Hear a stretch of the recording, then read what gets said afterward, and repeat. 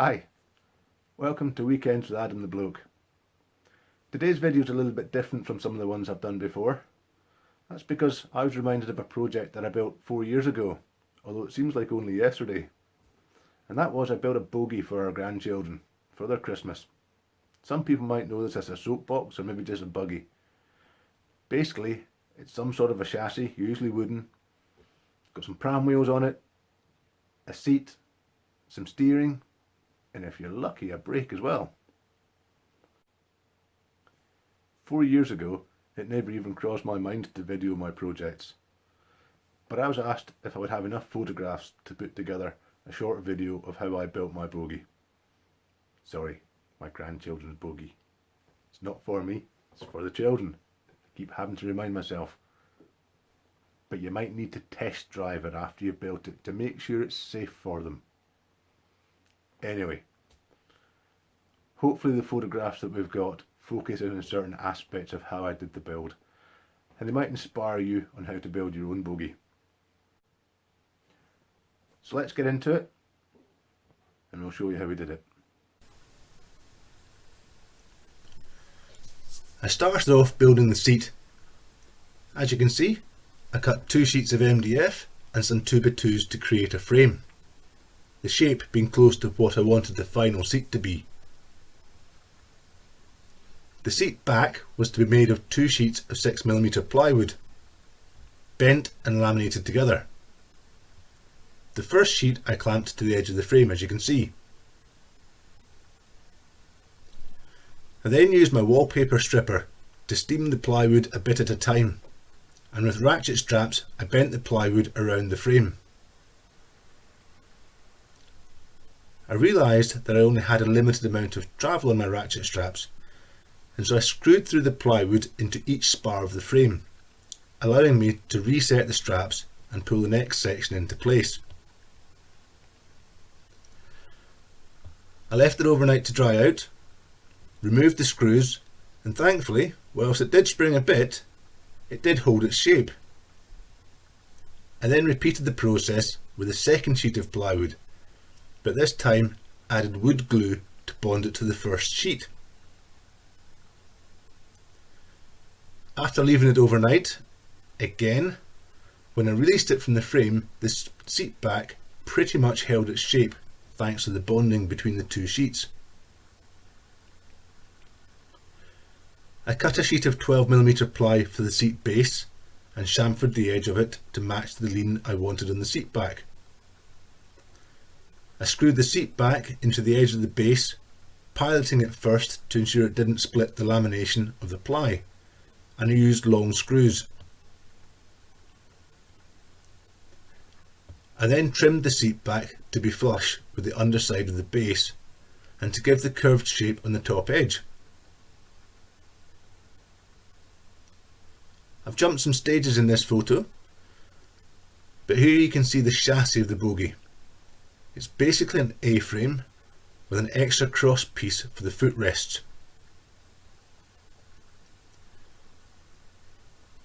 I used an old sheet of 18mm MDF as a crude workbench, and I marked out on here the layout of the chassis full scale. This way I could work out and cut my angles correctly and hold everything in place whilst I fitted it together, ensuring I got it symmetrical and true. At the headstock, I screwed through the 2 chassis legs from each side, so each leg has 2 screws passing through it and screwed into the other leg. I then cut the steel top plate, drilled it for the fixing screws, and drilled and filed a square hole for the coach bolt I would use for the steering pivot.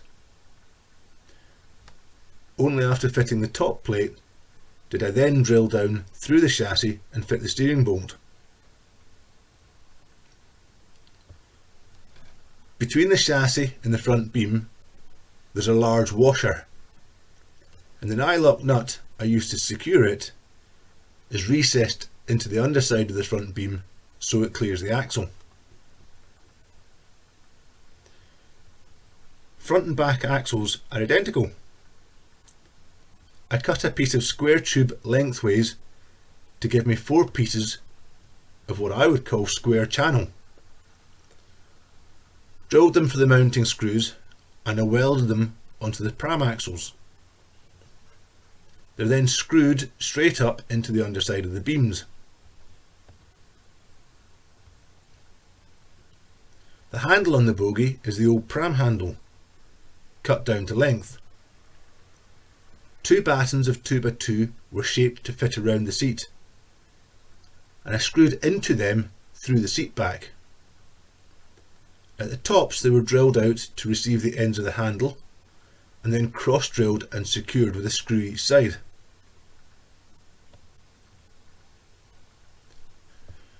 The original pram brake was modified to become a foot brake. I bent a piece of steel rod, I think it was 6mm diameter, drilled through the brake handle and welded the rod in place to create a brake pedal. I made 2 arms which I welded to the brake bar and bolted them into the chassis to provide the pivot arms, and I then rebent the original linkage to join the mechanism together. The return for the brake is provided by a piece of elastic on the opposite side. I filled any screw heads with wood filler, and then the next step was to paint it. Remember, it was the middle of December when I was doing this, and decided painting it in the kitchen would allow the paint to dry a lot quicker, and it would also keep me a lot warmer. Besides which, what is not normal about having bits of your project on the kitchen table? A couple of coats of primer and undercoat, and yes, that's my axle stands it's sitting on. The choice of colour was important. I have a sim racing rig in my study which is painted bright red with gold detail, and our grandchildren love driving around the racetrack in it. So it was decided their Bogey would be painted to match Grandpa's racing car, because that's what they call it. Now, before anyone gets the idea red was chosen because I'm a tight Scotsman, I did actually have to buy the paint because I didn't have any left over from painting the simulator. On the footrests, I mixed some sand into the black paint to give some grip and to stop their feet sliding off. You could alternatively have bought sticky backed gripper tape, but I had black paint and I had sand. Why wouldn't you? Once I had reassembled the Bogey, I masked up some detailing on it and painted it gold, just the same as Grandpa's racing car. So there we have it. The Bogey was presented to our grandchildren on Christmas Day, and 4 years later they and their friends still enjoy pushing each other around on it or racing down the local hill. And occasionally an adult is allowed to have a ride in it too.